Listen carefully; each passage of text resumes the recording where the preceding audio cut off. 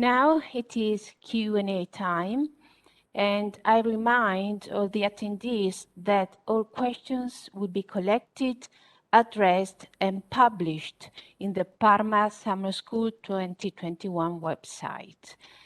I will start with the first question, which is addressed to Christina Harman, and which is a question from Joanna Prata.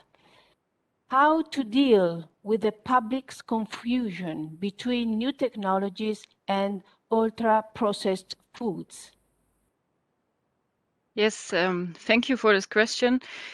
Yeah, it's a little bit difficult because there is this problem with the concept of ultra-processed foods too, so that consumer evaluated negatively, even though that's not necessarily the case, that products that are ultra-processed are negative or unhealthy by nature.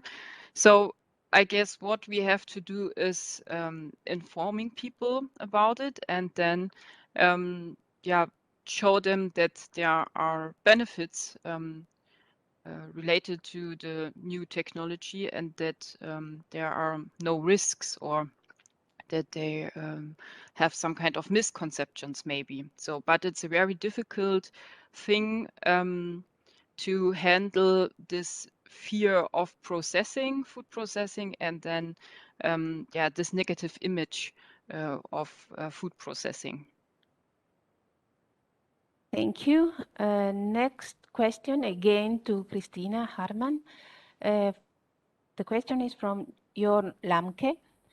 I was wondering how much the influence of perceived naturalness in the decision to consume different foods differ in different parts of the world.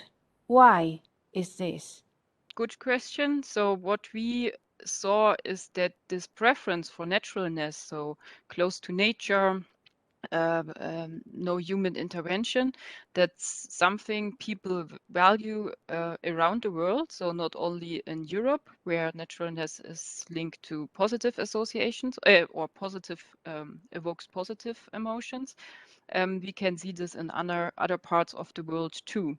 So, and that's something, it's very yeah, interesting and thrilling aspect. And I guess in the near future, researchers will probably dig a little bit deeper into this yeah, naturalness perception and how people from other cultures yeah, evaluate naturalness. Thank you. And next question for Andrea Germini from Artirobald. What's the difference between enriched food and fortified food, or are these terms synonymous? They are used as synonymous basically. The regulation talk about fortified foods, though applicants tend to mention foods enriched with a specific product, a specific vitamins or mineral, for instance. But in fact, we are talking about the same thing. Okay, another one to Andrea from Eric John Cruz. In the case of plant-derived novel food, are pesticide residues in the final product being considered in the risk assessment process? And is the potential pre-concentration of residues a significant concern in selected novel foods, such as plant extracts and protein powder, for example? Thanks. So good question. And in fact, these pesticide residues in whatever food that comes into Europe are regulated under a specific pesticide residues regulation. During our assessment, we do receive those information, and but in fact, whatever product that goes on the market is checked by competent authorities to comply with the specific pesticide residues regulation. When we do receive those data, we assess those, but they are not inherently part of our risk assessment, not being covered by us, but the post-authorization steps. But they are checked. If it's if the final question is whether they are checked, they do are. Yeah. Okay. One more question to Cristina from Paula Corres. Which are the current potential strategies to avoid consumer reluctance to novel food products, e.g. meat alternatives? Thank you very much for such an interesting presentation. Yeah, thank you. Yes, there are different strategies available, I guess, and already used.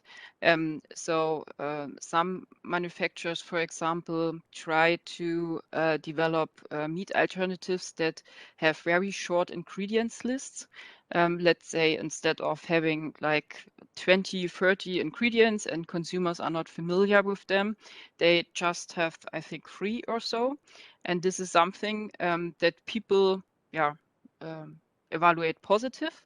So when the product doesn't seem to be so highly processed, and then again the naturalness aspect, and also that people see, as I said, benefits, that they know what they can expect, and they might even be willing to prefer or value the benefit more than the lack of naturalness of the product. So it depends a little bit. And then, of course, we have to make these products available. So people have to or need the possibility to make positive experiences with these products, taste them, and then they are hopefully convinced that they taste good.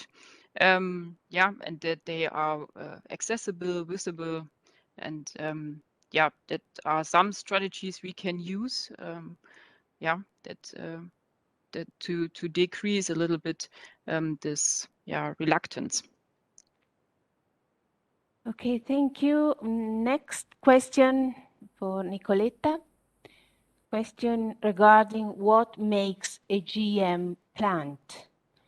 First, are plants created through transient expression systems, for example, via certain viral vectors, considered as GM plants, and do they have to go through the whole risk assessment? And number 2, is random mutagenesis via, for example, irradiation considered as a GM method? Thank you for the question. So GMOs are officially defined by the legislation as organisms in which the genetic material has been altered stably and in a way that does not occur naturally, so by mating and or natural recombination. Therefore, to both of the questions, these would be considered GMO applications, but under the remit of EFSA would be the valuable plants, microorganisms, or eventually animals, that fall under this definition of the Directive 2001/18. Okay, thank you. And one more question to Cristina from Ludovico Sepe. Thank you for your presentation. He's saying, and according to the studies, which are the best ways to increase the acceptance of novel food and technologies? Yeah, thank you. So it goes a little bit in the same direction like the previous questions. We have to use different strategies so that we alter the food product, so the appearance of the food product and what people think of the product by how it looks, how it is described, whether we use technical terms, whether we use familiar words and ingredients, whether we are able to show people similarities, for example, with familiar products, so in terms of what they can expect when it comes to taste and so forth. We can offer additional benefits of the product if there are any.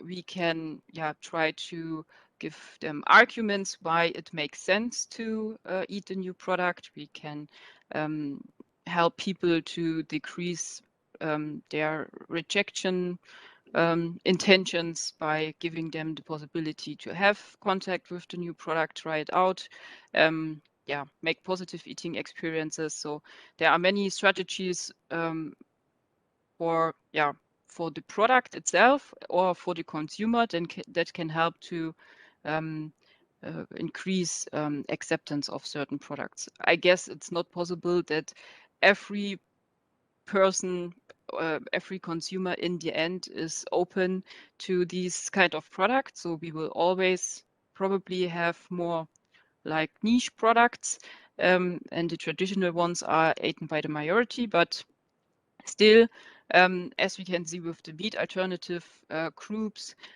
acceptance is increasing, and it comes with the development of these products. They get better and better.